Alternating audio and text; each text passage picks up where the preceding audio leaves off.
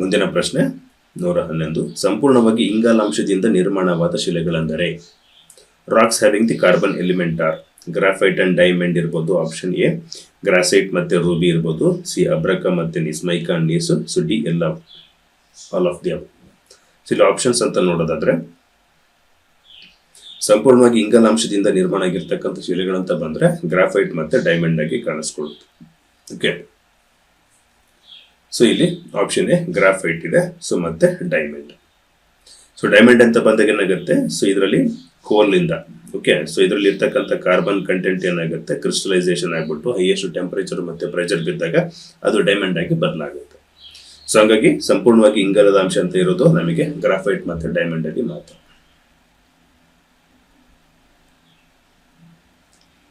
ಮುಂದಿನ ಪ್ರಶ್ನೆ, ಪಳೆಯುಳಿಕೆಗಳ ಕಾಲಮಾನವನ್ನು ಕಂಡುಹಿಡಿಯಲು ಯಾವ ಪರೀಕ್ಷೆಯನ್ನು ಮಾಡುವರು? The test conducted to identify the age of the fossils.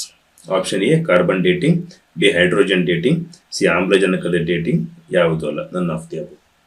So ಇಲ್ಲಿ ಏನಿದು ಪಳೆಯುಳಿಕೆಗಳ ಕಾಲಮಾನ ಏಜ್ ಆಫ್ ದಿ ಫಾಸಿಲ್ಸ್ ಅಂತ ಬಂದ್ರೆ, ಫಾಸಿಲ್ಸ್ ಅಂದ್ರೆ ಏನು? ಪಳೆಯುಳಿಕೆ ಅಂದ್ರೆ ಒಂದು ಸತ್ತ ಪ್ರಾಣಿ ಅವಶೇಷಗಳು, ಅಸ್ಥಿಪಂಜರ ಏನಂತ ಹೇಳ್ತೀವಲ್ಲ ಅದನ್ನ ನಾವು ಅವಶೇಷ ಫಾಸಿಲ್ ಅಂತ ಕರಿತೀವಿ.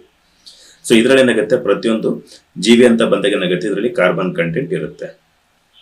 ಈ ಕಾರ್ಬನ್ ಅಲ್ಲಿ ಎರಡು ರೀತಿ ಬರುತ್ತೆ, C12 ಮತ್ತೆ C14 ಅಂತ ಎರಡು ಐಸೋಟೋಪ್ಸ್ಗಳು ಕಾಣಿಸ್ಕೊಳ್ಳುತ್ತೆ. ಈ C14 C12 ಕಂಪೇರ್ ಮಾಡ್ಕೊಂಡಾಗ C14 ಏನಾಗುತ್ತೆ ಗ್ರಾಜುಯಲಿ ನಮಗೆ ಕಡಿಮೆ ಆಗ್ತಾ ಬರುತ್ತೆ, ಆದ್ರೆ C12 ಏನಾಗುತ್ತೆ ಇದು ನಮಗೆ ಸ್ಥಿರವಾಗಿರುತ್ತೆ. ಸೊ ಹಂಗಾಗಿ ನೋಡಿ ಅಟ್ ದಿ ಡೆತ್ ಅಂತ ಬಂದಾಗ C14 ಏನಾಗುತ್ತೆ 100% ಇರುತ್ತೆ. ಅದೇ ನಿಧಾನವಾಗಿ ನೋಡಿ 50% ಆಫ್ ದಿ ಸತ್ತು ಸುಮಾರು 50% ನೋಡು 5730 ವರ್ಷಗಳಾದ್ರೆ ಇದು ಯಾವುದು ಒಂದು ಪ್ರಾಣಿಗೆ ನಾವು ಕಂಪೇರ್ ಮಾಡ್ಕೊಂಡು ನೋಡ್ತಿದ್ದೀವಿ. ಸೊ ಇದು ಸುಮಾರು 5730 ವರ್ಷಕ್ಕೆ ಬಂದಾಗ ಏನಾಗುತ್ತೆ ಬರೀ 50% ಕಡಿಮೆ ಆಗಿರುತ್ತೆ. ಸ್ಟಾರ್ಟಿಂಗ್ ಎಷ್ಟಿತ್ತು ಅನ್ನೋದು ಗೊತ್ತಿರುತ್ತೆ, ಆಮೇಲೆ ಅದು ಸತ್ತಾಗ ಎಷ್ಟು ಕಡಿಮೆ ಆಗಿದೆ, ಬರೀ 50% ಕಡಿಮೆ ಆಗಿದೆ. ಎಷ್ಟು ವರ್ಷಕ್ಕೆ? 5730 ವರ್ಷಕ್ಕೆ. ನೆಕ್ಸ್ಟ್ ಅದೇ 11460 ವರ್ಷಕ್ಕೆ ಬಂದಾಗ ಏನಾಗುತ್ತೆ 25% ಕಡಿಮೆ ಆಗುತ್ತೆ. ನೆಕ್ಸ್ಟ್ ಬಂದ್ರೆ 17190 ವರ್ಷಗಳು ಬಂದಾಗ ಏನಾಗುತ್ತೆ ಅದು 12.5% ಬರುತ್ತೆ. ಸೊ ಈ ತರ ಎಷ್ಟೋ ವರ್ಷಗಳು 20,000 30,000 ವರ್ಷಗಳವರೆಗೂ ಅದರ ಏಜ್ ನಾವು ಕಂಡುಹಿಡಿಯಬಹುದು. ಸೊ ಇದಕ್ಕೆ ಯಾವ್ದು ಕಂಪೇರ್ ಮಾಡ್ಬಿಟ್ಟು C12 ಗೆ ಕಂಪೇರ್ ಮಾಡ್ಬಿಟ್ಟು ಹೇಳ್ತೀವಿ. C12 ಕಂಪೇರ್ ಮಾಡ್ಕೊಂಡಾಗ C14 ಎಷ್ಟು ಕಡಿಮೆ ಆಗಿದೆ, ಯಾಕಂದ್ರೆ ಜೀವಿತಾವಧಿ ಏನಾಗುತ್ತೆ ಇವೆರಡು ಕಾಮನ್ ಆಗಿರ್ತವೆ, ಈಕ್ವಲ್ ಆಗಿರ್ತವೆ. ಅದು ಸತ್ತ ಮೇಲೆ ಏನಾಗುತ್ತೆ C14 ಅಂಶ ಕಡಿಮೆ ಆಗ್ತಾ ಹೋಗುತ್ತೆ. ಸೊ ಇದರ ಬೇಸಿಸ್ ಮೇಲೆ ಕಾರ್ಬನ್ 14 ಡೇಟಿಂಗ್ ಟೆಕ್ನಿಕ್ ಅಂತ ಹೇಳ್ತೀವಿ. Carbon dating 14 technique. ಇದ್ರ ಮೂಲಕ ಏನಾಗುತ್ತೆ ಒಂದು ಪ್ರಾಣಿ ಅವಶೇಷ ಎಷ್ಟು ವರ್ಷ ಹಳೆಯದು, ಇವಾಗ ಡೈನೋಸರ್ ಎಷ್ಟು ವರ್ಷ ಇತ್ತು, ಯಾವ ಕಾಲಮಾನದಲ್ಲಿ ಇತ್ತು ಅನ್ನೋದು ನಮಗೆ ಹೆಂಗೆ ಗೊತ್ತಾಗುತ್ತೆ, ಆದ್ರೆ ಫಾಸಿಲ್ಸ್ ನ ಟೆಸ್ಟ್ ಮಾಡಿ ನೋಡೋದ್ರಿಂದ ಅದ್ರಲ್ಲಿರ್ತಕ್ಕಂಥ ಕಾರ್ಬನ್ ನಲ್ಲಿ 14 ಅಂಶ ಎಷ್ಟು ಕಡಿಮೆ ಆಗಿದೆ. ಸೊ ಕಡಿಮೆ ಆದಾಗ ಅದಕ್ಕೆ ಕಂಪೇರ್ ಮಾಡ್ಕೊಂಡಾಗ ಎಷ್ಟು ವರ್ಷದ ಹಿಂದೆ ಅದು ಜೀವಿತವಾಗಿತ್ತು ಅನ್ನೋದು ಗೊತ್ತಾಗುತ್ತೆ. ಸೊ ಆಪ್ಷನ್ ಎ ಅದಕ್ಕೆ ಕರೆಕ್ಟ್ ಆಗಿದೆ. Question number 113. ಈ ಕೆಳಕಂಡ ಯಾವ ವಾಕ್ಯಗಳು ಸರಿಯಾಗಿವೆ? Which of the following statements are correct? ಎಲ್ಲ ವಿಧವಾದ ಶಿಲೆಗಳು ಅಣು ವಿಕಿರಣತೆಯನ್ನು ಹೊಂದಿದ್ದು ಉಷ್ಣಾಂಶವನ್ನು ಹೊರಹಾಕುತ್ತವೆ. All types of rocks are the radioactive decay and emit heat. Next, uranium ಮತ್ತು ಥೋರಿಯಂ ಕಣಗಳು ಹೆಚ್ಚು ಶಾಖವನ್ನು ಹೊರಹಾಕುತ್ತವೆ. Uranium and thorium elements emit excess heat. So ಇಲ್ಲಿ ಎಕ್ಸ್ಪ್ಲನೇಷನ್ ನೋಡೋದಾದ್ರೆ ನೋಡಿ, ರೇಡಿಯಾಕ್ಟಿವ್ ಡಿಕೆ ವಿಕಿರಣಶೀಲ ವಸ್ತುಗಳ ಕ್ಷಯಿಸುವಿಕೆ ಅಂತ ಕರಿತೀವಿ.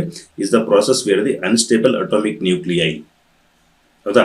ಸೊ ಒಂದು ಪರಮಾಣುದಲ್ಲಿ ಇರ್ತಕ್ಕಂಥ ನ್ಯೂಕ್ಲಿಯೈ ಏನಾಗುತ್ತೆ ಸ್ಪಾಂಟೇನಿಯಸ್ಲಿ ಲೂಸ್ ಎನರ್ಜಿ, ತಕ್ಷಣ ಏನಾಗುತ್ತೆ ಅದು ಶಕ್ತಿಯನ್ನು ಹೊರಗಡೆ ಹಾಕಕ್ಕೆ ಪ್ರಯತ್ನ ಪಡ್ತಾ ಹೋಗುತ್ತೆ. Spontaneously lose energy by emitting radiation. ವಿಕಿರಣಗಳನ್ನು ಹೊರಹಾಕೋದ ಮೂಲಕ ಏನಾಗುತ್ತೆ ಅದು ಶಕ್ತಿಯನ್ನು ಕಳ್ಕೊಳ್ಳುತ್ತೆ. So this radiation can be in the form of, ನೋಡಿ ಈ ಒಂದು ಶಕ್ತಿ ಯಾವ ರೂಪದಲ್ಲಿ ಕಾಣಿಸ್ಕೋಬಹುದು, that leads in the transformation of the unstable atom. So ಅದ್ರಲ್ಲಿ ಇರ್ತಕ್ಕಂಥ ಪರಮಾಣುಗಳು ಏನಾಗುತ್ತೆ ನಮಗೆ ಸ್ಥಿರವಾಗಿರೋದಿಲ್ಲ. ಸೊ ಇದನ್ನ ನಾವು ರೇಡಿಯಾಕ್ಟಿವ್ ಡಿಕೆ ಅಂತ ಕರಿತೀವಿ. ಸೊ ಇಲ್ಲಿ ಯಾವ್ಯಾವ ರೂಪದಲ್ಲಿ ಅದು ಕಾಣಿಸ್ಕೊಳ್ಳುತ್ತೆ? ಆಲ್ಫಾ ಡಿಕೆ, ಇದರಲ್ಲಿ ಏನಾಗುತ್ತೆ ನಮಗೆ ರಿಲೀಸ್ ದ ಆಲ್ಫಾ ಪಾರ್ಟಿಕಲ್ಸ್ ನ ಹೊರಗಡೆ ಹಾಕುತ್ತೆ. ಅದೇ ಬೀಟಾ ಡಿಕೆ ಅಂತ ಬಂದಾಗ ಎಲೆಕ್ಟ್ರಾನ್ಸ್ ಮತ್ತೆ ಪಾಸಿಟ್ರಾನ್ಸ್ ನ ಹೊರಗಡೆ ಹಾಕುತ್ತೆ. ನೆಕ್ಸ್ಟ್ ಗಾಮಾ ರೇಸ್ ಅಂತ ಬಂದಾಗ ಇದು ಕಾಣಿಸ್ಕೊಳುತ್ತೆ. ಸೊ ಇಲ್ಲಿ ನ್ಯೂಟ್ರಾನ್ಸ್ ಮತ್ತೆ ಪ್ರೋಟಾನ್ಸ್ ಗಳು ಏನಾಗುತ್ತೆ ಅವು ಅನ್ಸ್ಟೇಬಲ್ ಆಗಿ ಕಾಣಿಸ್ಕೊಳ್ತಾ ಹೋಗ್ತವೆ. ಅದನ್ನ ನಾವು ವಿಕಿರಣಶೀಲ ವಸ್ತುಗಳ ಕ್ಷಯಿಸುವಿಕೆ ರೇಡಿಯಾಕ್ಟಿವ್ ಡಿಕೆ ಅಂತ ಕರಿತೀವಿ.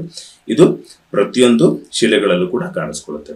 ಅದರಲ್ಲೂ ತುಂಬಾ ಹೆಚ್ಚಾಗಿ ಯಾವ್ದು ಕಾಣಿಸ್ಕೊಳ್ಳುತ್ತೆ, ಈ ರೇಡಿಯಾಕ್ಟಿವ್ ಎಲಿಮೆಂಟ್ಸ್ ಅಂತ ಬಂದಾಗ ರೇಡಿಯಂ, ಯುರೇನಿಯಂ, ಥೋರಿಯಂ ಮತ್ತೆ ಪ್ಲೂಟೋನಿಯಂ ಅಂತ ಕರಿತೀವಿ. ಸೊ ಇವುಗಳನ್ನು ನಾವು ರೇಡಿಯೋ ಆಕ್ಟಿವ್ ಎಲಿಮೆಂಟ್ಸ್ ಅಂತ ಜಾಸ್ತಿ ಕರಿತೀವಿ. ಸೊ ಇವುಗಳಲ್ಲಿ ಇದು ತುಂಬಾ ಹೆಚ್ಚಾಗಿರುತ್ತೆ. ಅದಕ್ಕೆ ಇವನ್ನ ನಾವು ನ್ಯೂಕ್ಲಿಯರ್ ಫ್ಯೂಷನ್ ಮಾಡೋದಕ್ಕೆ, ನ್ಯೂಕ್ಲಿಯರ್ ಫ್ಯೂಷನ್ ಬೈಜಿಕ ವಿದಳನ ಅಟಾಮಿಕ್ ಎನರ್ಜಿ ಪ್ರೊಡಕ್ಷನ್ ಮಾಡಬೇಕಾದ್ರೆ ಇವುಗಳನ್ನ ಹೆಚ್ಚಾಗಿ ಬಳಸ್ತೀವಿ. ಓಕೆ, ಸೊ ಹಂಗಾಗಿ ಆಪ್ಷನ್ ಯಾವುದು ಸರಿಯಾಗಿವೆ, 1 ಮತ್ತು 2 ಸರಿ. Both 1 and 2 statements are correct. ಎಲ್ಲ ಶಿಲೆಗಳಲ್ಲೂ ಇದಾಗುತ್ತೆ, ಆದರೆ ಈ ರೇಡಿಯಂ, ಯುರೇನಿಯಂ, ಥೋರಿಯಂ, ಪ್ಲೂಟೋನಿಯಂ ಎಲಿಮೆಂಟ್ಸ್ಗಳಲ್ಲಿ ಅಥವಾ ಆ ಥರ ಎಲಿಮೆಂಟ್ಸ್ಗಳಲ್ಲಿ ಏನಾಗುತ್ತೆ ಅದು ತುಂಬ ಜಾಸ್ತಿ ಕಾಣಿಸ್ಕೊಳ್ಳುತ್ತೆ ಅಂತ ಹೇಳ್ಬೋದು. ಮುಂದಿನ ಪ್ರಶ್ನೆ, ಯಾವ ಬಗೆಯ ಶಿಲೆಗಳಲ್ಲಿ ಪಳೆಯುಳಿಕೆಗಳನ್ನು ಕಾಣಬಹುದು? In which of the following types of racks the fossils can be found? So ಇದು ಶಿಲಾಚಕ್ರದ ಬಗ್ಗೆ ಇದೆ. ಸೊ ಇಲ್ಲಿ ಎ ಅಂತಃಸರಣ ಶಿಲೆಗಳು ಇಂಟ್ರೂಸಿವ್ ರಾಕ್ಸು, 2 ಅಗ್ನಿಶಿಲೆಗಳು ಇಗ್ನಿಯಸ್ ರಾಕ್ಸು, ಕಣಶಿಲೆಗಳು ಅಥವಾ ಸೆಡಿಮೆಂಟರಿ ರಾಕ್ಸು, ರೂಪಾಂತರ ಶಿಲೆಗಳು ಅಥವಾ ಮೆಟಮಾರ್ಫಿಕ್ ರಾಕ್ಸ್ ಅಂತ ಹೇಳ್ತಿದ್ವಿ. ಸೊ ಏನಿದು ಪಳೆಯುಳಿಕೆಗಳು ಫಾಸಿಲ್ಸ್ ಅಂತ ಬಂದ್ರೆ ಇಲ್ಲಿ ನೋಡೋಣ. ಸೊ ಬೇಸಿಕಲಿ ರಾಕ್ ಸೈಕಲ್ ಬಗ್ಗೆ ನಮಗೆ ಗೊತ್ತಿರುತ್ತೆ. ಸೊ ರಾಕ್ ಸೈಕಲ್ ಹೆಂಗ್ ಶುರುವಾಗುತ್ತೆ? ಸೊ ಫಸ್ಟ್ ಒಂದು ವಾಲ್ಕೆನಿಕ್ ಎರಪ್ಷನ್ ಇದೆ, ಜ್ವಾಲಾಮುಖಿ ಸ್ಫೋಟ ಆಗುತ್ತೆ. ಇದರಿಂದ ಹೊರಗಡೆ ಬಂದಾಗ ಏನಂತ ಕರಿತೀವಿ? ಅದನ್ನ ಲಾವಾ ಅಂತ ಕರಿತೀವಿ, ಹೌದಾ? ಸೊ ಈ ಕೆಳಗಡೆ ಇದ್ದಾಗ ಮ್ಯಾಗ್ಮಾ, ಶಿಲಾ ಪಾಕ ಅಂತ ಕರಿತೀವಿ. ಅದು ಜ್ವಾಲಾಮುಖಿ ರೂಪದಲ್ಲಿ ಮೇಲ್ಗಡೆ ಬಂದಾಗ ಲಾವಾರಸ ಅಂತ ಕರಿತೀವಿ. ಈ ಲಾವಾರಸ ಕೂಲಿಂಗ್ ಅಂಡ್ ಸಾಲಿಡಿಫಿಕೇಶನ್, ತಂಪಾಗಿ ಘನರೂಪ ತಾಳಿದ ಮೇಲೆ ಏನಾಗುತ್ತೆ? ಗಟ್ಟಿ ಆಗುತ್ತೆ. ಸೊ ಗಟ್ಟಿಯಾಗಿರೋದನ್ನ ಏನಂತ ಕರಿತೀವಿ ನಾವು? ಅಗ್ನಿಶಿಲೆ, ಇಗ್ನಿಯಸ್ ರಾಕ್ ಅಂತ ಕರಿತೀವಿ. ಸೊ ಈ ಭೂಮಿಯಿಂದ ಒಳಗಡೆ ಬಂದಿರತಕ್ಕಂಥ ಲಾವಾರಸದಲ್ಲಿ ಯಾವುದೇ ಪ್ರಾಣಿಗಳ ಅವಶೇಷಗಳು ಇರೋದಿಲ್ಲ. ಸೊ ಹಾಗಾಗಿ ಏನಾಗುತ್ತೆ? ಅಗ್ನಿಶಿಲೆಗಳಲ್ಲಿ ಯಾವುದೇ ರೀತಿ ಪಳೆಯುಳಿಕೆ ಇರೋದಿಲ್ಲ. ಸೊ ಈ ಒಂದು ಅಗ್ನಿಶಿಲೆ ನಿರ್ಮಾಣ ಆದ್ಮೇಲೆ ಏನಾಗುತ್ತೆ? ಇದು ವೆದರಿಂಗ್, ಶಿಥಿಲೀಕರಣಕ್ಕೆ ಒಳಗಾಗುತ್ತೆ. ಅದು ಗಾಳಿ ಇರ್ಬೋದು, ಮಳೆ ಇರ್ಬೋದು, ಹರಿಯೋ ನೀರು ಇರ್ಬೋದು, ನದಿ ನೀರು ಇರ್ಬೋದು. ಸೊ ಎಲ್ಲವೂ ಏನಾಗುತ್ತೆ? ಆ ಒಂದು ಶಿಲೆನ ಒಡೆದು ಪುಡಿ ಮಾಡ್ತವೆ. ಸೊ ಅವಾಗ ಆಗೋದು ನಮಗೆ ಸೆಡಿಮೆಂಟರಿ ರಾಕ್ಸ್. ಈ ಪ್ರಾಸೆಸ್ಗೆ ನಾವು ವೆದರಿಂಗ್, ಶಿಥಿಲೀಕರಣ ಅಂತ ಕರಿತೀವಿ. ಸೊ ಹಂಗಾಗಿ ಏನಾಗುತ್ತೆ? ಇಲ್ಲಿ ನದಿಗಳ ನೀರು ಅಥವಾ ಹರಿಯೋ ನೀರಲ್ಲಿ ಏನಾಗುತ್ತೆ? ಸತ್ತ ಪ್ರಾಣಿಗಳ ಅವಶೇಷಗಳು ಜಾಸ್ತಿ ಇರ್ತವೆ. ಸೊ ಆ ಕಾರಣಕ್ಕೆ ಈ ಪದರಶಿಲೆಗಳಲ್ಲಿ ಅಥವಾ ಕಣಶಿಲೆಗಳಲ್ಲಿ ಏನಾಗುತ್ತೆ? ನಮಗೆ ಪ್ರಾಣಿಗಳ ಅವಶೇಷಗಳು ತುಂಬಾ ಹೆಚ್ಚಾಗಿ ಸಿಗುತ್ತೆ. ಇದೇ ಸೆಡಿಮೆಂಟರಿ ರಾಕ್ಸ್. ಈ ಪದರಶಿಲೆಗಳೇನಾಗುತ್ತೆ? ಅತಿ ಹೆಚ್ಚು ಟೆಂಪರೇಚರ್ ಮತ್ತು ಒತ್ತಡಕ್ಕೆ, ಟೆಂಪರೇಚರ್ ಮತ್ತೆ ಪ್ರೆಷರ್ ಬಿದ್ದಾಗ ಏನಾಗುತ್ತೆ? ಈ ಸೆಡಿಮೆಂಟರಿ ರಾಕ್ಸ್ ನಮಗೆ ಮೆಟಮಾರ್ಫಿಕ್ ರಾಕ್ಸ್, ರೂಪಾಂತರ ಶಿಲೆಗಳಾಗೋ ಚಾನ್ಸಸ್ ಜಾಸ್ತಿ ಇರುತ್ತೆ. ಅಥವಾ ಆಗೋ ಪ್ರಾಸೆಸ್ ಇದು.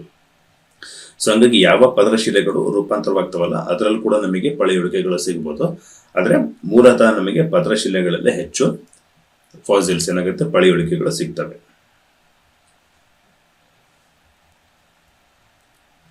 ಸೊ ಹಂಗಾಗಿ ಇಲ್ಲಿ ಆಪ್ಷನ್ ಕಣಶಿಲೆಗಳು, ಕಣಶಿಲೆಗಳು ರೂಪಾಂತರ ಆದಾಗ ಸೊ ಹಂಗಾಗಿ ರೂಪಾಂತರ ಶಿಲೆಗಳು ಕೂಡ ಕಾಣಿಸ್ಕೊಳ್ಳುತ್ತೆ. ಸೊ ಹಂಗಾಗಿ ಆಪ್ಷನ್ 3 and 4 ಡಿ ಅಂತ ಹೇಳ್ಬೋದು. ಸೊ ಆಪ್ಷನ್ ಡಿ ಇದಕ್ಕೆ ಕರೆಕ್ಟ್ ಎಕ್ಸ್ಪ್ಲನೇಷನ್ ಆಗುತ್ತೆ. ಸೊ 3 and 4 ಕಣಶಿಲೆಗಳು ಮತ್ತು ರೂಪಾಂತರ ಶಿಲೆಗಳು ಎರಡರೂ ನಮಗೆ ಫಾಸಿಲ್ ಸಿಗೋ ಚಾನ್ಸಸ್ ಜಾಸ್ತಿ ಇರುತ್ತೆ. ಮುಂದಿನ ಪ್ರಶ್ನೆ, 100. ಪರ್ವತಗಳು ಭೂಮಿಯ 27% ಭಾಗವನ್ನು ಆವರಿಸಿವೆ. ಪ್ರಪಂಚದ ಅತಿ ಉದ್ದನೆಯ ಪರ್ವತ ಶ್ರೇಣಿ ಹಿಮಾಲಯ ಪರ್ವತ ಶ್ರೇಣಿ. ಈ ಮೇಲ್ಕಂಡ ಯಾವ ವಾಕ್ಯಗಳು ತಪ್ಪಾಗಿವೆ ಅನ್ನೋದು ಪ್ರಶ್ನೆ ಆಗಿದೆ. Mountains occupy 27% of the earth land forms. World's largest mountain range is Himalayan range. Which of the following statement is incorrect? So mountains ಅಂತ ಬಂದಾಗ ಗೊತ್ತಿರುತ್ತೆ. ಸೊ ಈ ತರ ಕಾಣಿಸ್ಕೊಡುತ್ತೆ, ಹೌದಾ? ಸೊ ಪ್ರಪಂಚದಲ್ಲಿ ಅತಿ ಉದ್ದನೆಯ ಪರ್ವತ ಶ್ರೇಣಿ ಅಂತ ಬಂದಾಗ, ಸೊ ಪರ್ವತ ಅಂದ್ರೆ ಬೇಸಿಕಲಿ ಇದು ಗೊತ್ತಿದೆ ಏನು? ಸಮುದ್ರ ಮಟ್ಟದಿಂದ ಕನಿಷ್ಠ 610 ಮೀಟರ್ ಎತ್ತರದಲ್ಲಿದ್ದು ಅದರ 2 ಬದಿ ಏನಾಗಿರ್ಬೇಕು? ಈ ತರ ಚೂಪಾದ ಇಳಿಜಾರನ್ನ ಹೊಂದಿದ್ರೆ ನಾವು ಅದನ್ನು ಪರ್ವತ ಅಂತ ಕರಿತೀವಿ.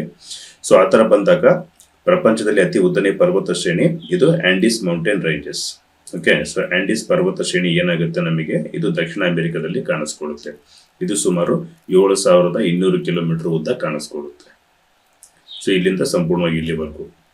ಸೊ ಹಂಗಾಗಿ ಪರ್ವತಗಳು ಭೂಮಿ ಮೇಲೆ 27% ಇರೋದು ನಿಜ. ಸೊ ಏನಾಗುತ್ತೆ? ಲ್ಯಾಂಡ್ ಫಾರ್ಮ್ಸ್ ಅಂತ ಬಂದಾಗ ಪ್ರೈಮರಿ ಅಂತ ಬಂದ್ರೆ ಸೊ ಇಲ್ಲಿ ಮೌಂಟೇನ್ಸು, ಪ್ಲಾಟ್ಯೂಸು ಮತ್ತೆ ಪ್ಲೇನ್ಸು 3 ಬಗ್ಗೆನೂ ಮಾತಾಡ್ತೀವಿ. ಸೊ ಪರ್ವತಗಳು ಏನಾಗುತ್ತೆ? ಸುಮಾರು 27% ಆವರಿಸಿದಾವೆ. ಪ್ರಸ್ಥಭೂಮಿಗಳು ಬಂದಾಗ ಸುಮಾರು 18% ಆವರಿಸ್ಕೊಂಡಿದ್ದಾವೆ.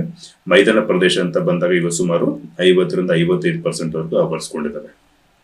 ಸೊ ಈ ತರ ಇದೆ. ಸೊ ಇದು option first one correct statement, correct ಆಗಿದೆ.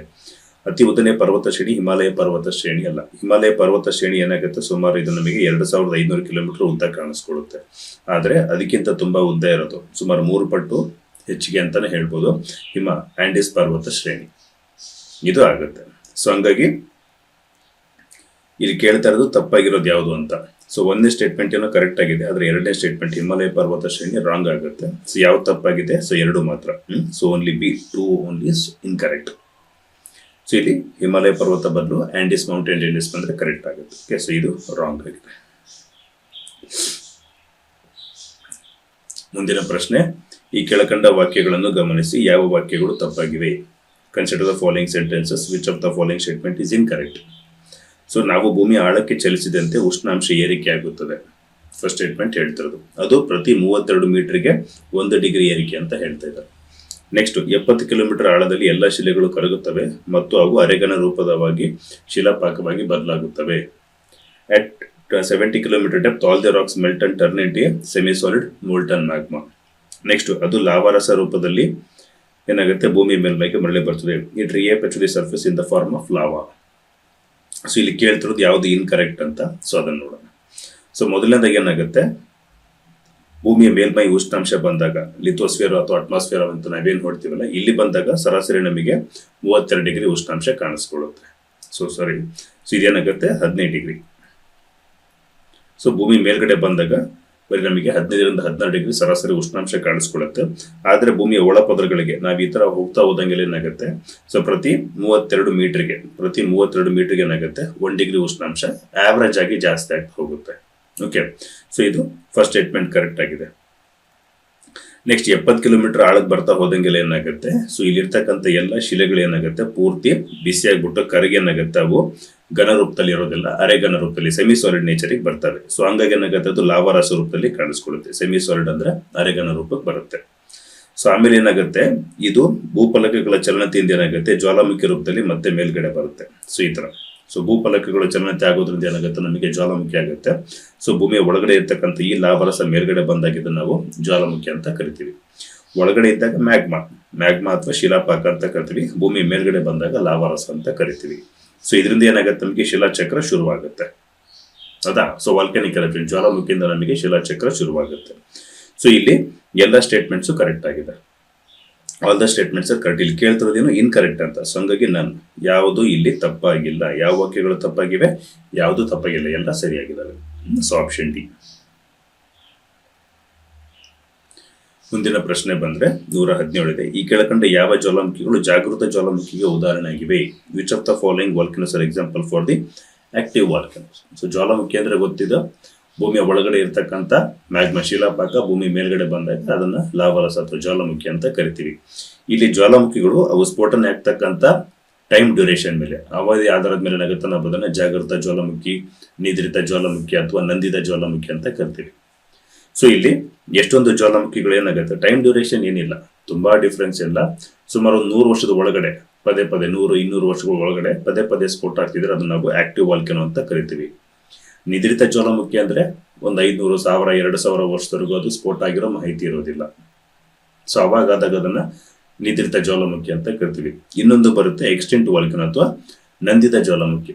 ಯಾವುದೋ ಕಾಲದಲ್ಲಿ ಭೂಮಿ ರಚನೆ ಆಗ್ತಿರ್ಬೇಕಾದ್ರೆ ಸುಮಾರು ದಶಲಕ್ಷ ವರ್ಷಗಳ ಹಿಂದೆ ಸ್ಫೋಟ ಆಗಿರೋ ಮಾಹಿತಿ ಇರುತ್ತೆ, ಆದ್ರೆ ಇವಾಗವು ಮತ್ತೆ ಸ್ಫೋಟ ಆಗಿರೋದಿಲ್ಲ. ಸೊ ಅದಕ್ಕೆ ನಾವು ಅದನ್ನ ನಂದಿತ ಜ್ವಾಲಾಮುಖಿ, ಎಕ್ಸ್ಟಿಂಕ್ಟ್, ಒಂದು ಕಾಲದಲ್ಲಿತ್ತು ಇವಾಗಿಲ್ಲ ಅಂತ ಹೇಳ್ತೀವಿ.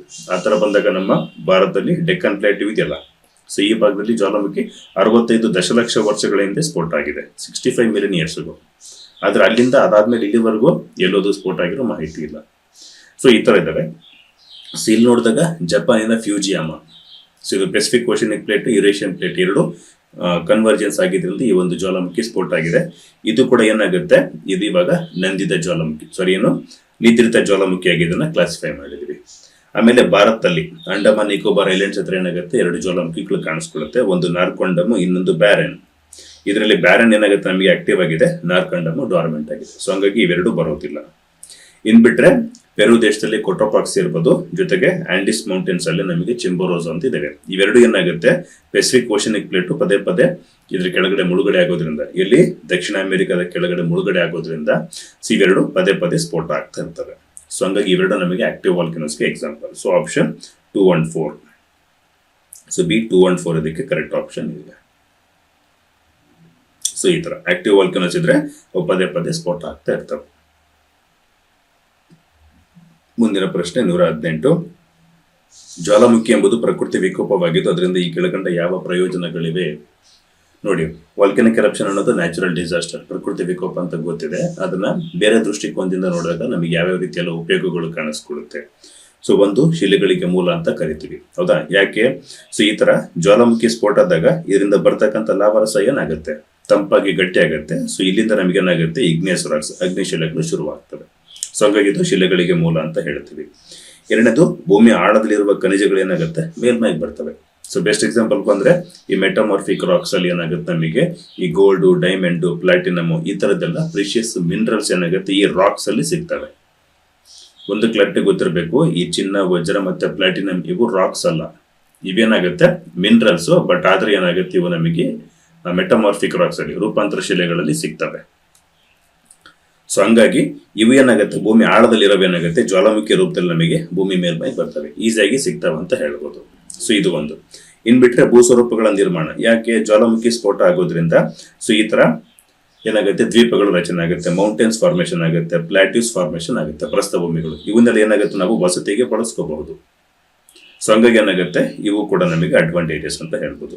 ಆಮೇಲೆ ಭೂಮಿಯಲ್ಲಿ ಮಣ್ಣಿನ ಫಲವತ್ತತೆ ಹೆಚ್ಚಾಗುತ್ತೆ. ಯಾಕೆ? ಈ ಲಾವರಸ ಬಂದಾಗ ಅದರಲ್ಲಿ ಸಾಕಷ್ಟು ಖನಿಜಾಂಶಗಳು ಇರ್ತವೆ, ಸಿಲಿಕಾ ಇರುತ್ತೆ, ಅಲ್ಯೂಮಿನಿಯಂ ಇರುತ್ತೆ, ಐರನ್ ಇರುತ್ತೆ, ಕ್ಯಾಲ್ಸಿಯಂ, ಮ್ಯಾಗ್ನೀಷಿಯಂ ಎಲ್ಲ ಇರುತ್ತೆ. ಹಂಗೆ ನೋಡ್ಕೊಂಡಾಗ ನಮ್ಮ ಡೆಕ್ಕನ್ ಪ್ಲಾಟ್ಯೂ ಇದೆಯಲ್ಲ, ಸೊ ಡೆಕ್ಕನ್ ಪ್ಲಾಟ್ಯೂ ಏನಾಗುತ್ತೆ, ಬೆಸಾಲ್ಟಿಕ್ ಲಾವರಸ ಬಂತು. ಅದರಲ್ಲಿ ಸೊ ಏನಾಗುತ್ತೆ, ಸಿಲಿಕಾ ಮತ್ತೆ ಅಲ್ಯೂಮಿನಿಯಂ ಅಲ್ಲಿ, ಸೊ ಇಲ್ಲಿ ಬೆಸಾಲ್ಟಿಕ್ ಲಾವರಸ ಏನಾಗುತ್ತೆ, ಅಲ್ಯೂಮಿನಿಯಂ ಕಂಟೆಂಟ್ ಜಾಸ್ತಿ ಇದೆ, ಅಲ್ಯೂಮಿನಿಯಂ, ಐರನ್ ಕಂಟೆಂಟ್ ಜಾಸ್ತಿ ಇದೆ, ಕಬ್ಬಿಣದ ಅಂಶ. ಹಂಗಾಗಿ ಏನಾಗುತ್ತೆ, ನಮಗೆ ಅಲ್ಲಿ ಕಪ್ಪು ಮಣ್ಣು ಹೆಚ್ಚಾಗಿದೆ. ಕಪ್ಪು ಮಣ್ಣು ಹೆಚ್ಚಾಗಿರೋದ್ರಿಂದ ಫಲವತ್ತತೆ ತುಂಬಾ ಹೆಚ್ಚಾಗಿದ್ದು, ಕಪ್ಪು ಮಣ್ಣಲ್ಲಿ ಹತ್ತಿ ಜಾಸ್ತಿ ಬೆಳಿತೀವಿ, ಕಬ್ಬು ಜಾಸ್ತಿ ಬೆಳಿತೀವಿ. ಅದಕ್ಕೆ ಮಣ್ಣಲ್ಲಿ ತೇವಾಂಶ ಹಿಡಿದುಕೊಳ್ಳೋ ಸಾಮರ್ಥ್ಯ ಜಾಸ್ತಿ ಇರುತ್ತೆ. ಆಮೇಲೆ ಗಣಿಗಾರಿಕೆ ಮಾಡಿದಾಗ ಎಷ್ಟೋ ಖನಿಜಗಳು ಸಿಗುತ್ತೆ. ಸೊ ಹಂಗಾಗಿ ಮಣ್ಣಿನ ಫಲವತ್ತತೆ ಹೆಚ್ಚಾಗುತ್ತೆ. ಆಮೇಲೆ ಭೂಮಿಯ ಅಂತರಾಳದ ಕುರಿತಂತೆ ಪರೋಕ್ಷ ಮಾಹಿತಿ ಸಿಗುತ್ತೆ. ಹೌದು, ಸೊ 70 ಕಿಲೋಮೀಟರ್ 80 ಕಿಲೋಮೀಟರ್ ಆಳದಲ್ಲಿ ಭೂಮಿಯಲ್ಲಿ ಏನಾಗುತ್ತೆ, ನಮಗೆ ಶಿಲಾಪಾಕ ವಲಯ ಇದೆ ಅಂತ ಗೊತ್ತಾಗುತ್ತೆ. ಸೊ ಇದು ಕೂಡ ಏನಾಗುತ್ತೆ, ಇಂಡೈರೆಕ್ಟ್ ಇನ್ಫಾರ್ಮೇಶನ್ ನಮಗೆ. ಸೊ ಎಲ್ಲದು ಏನಾಗುತ್ತೆ, ಎಲ್ಲ ಉಪಯೋಗಗಳು ಇದಾವೆ. So it gives information about the source of the rocks ಇರ್ಬೋದು, minerals beneath earth reach the surface. Best example gold, diamond, platinum. So volcanic eruptions ಆದ ತಕ್ಷಣ ಏನಾಗುತ್ತೆ, ಅಲ್ಲಿ ಹೋಗ್ಬಿಟ್ಟು ಈ ಲಾವಾರಸದಲ್ಲಿ ಏನಾಗುತ್ತೆ, ಈ ಒಂದು ಮಿನರಲ್ಸ್ಗಳು ಏನಾದ್ರೂ ಇದಾವ ಅಂತ ಹುಡುಕ್ತಾರೆ. Next, creation of landforms, mountains formation ಆಗುತ್ತೆ, ಪ್ಲಾಟ್ಯೂಸ್ ಆಗುತ್ತೆ, ಪ್ಲೇನ್ಸ್ ಇವೆರಡು ನಮಗೆ ನಿರ್ಮಾಣ ಆಗುತ್ತೆ. ಈವನ್ ಐಲ್ಯಾಂಡ್ಸ್ ಎಲ್ಲ ಕ್ರಿಯೇಟ್ ಆಗುತ್ತೆ. ಸೊ ಸಾಯಿಲ್ ಫರ್ಟಿಲಿಟಿ ಇನ್ಕ್ರೀಸ್ ಆಗುತ್ತೆ. Indirect information about the earth interior. So all of the above correct.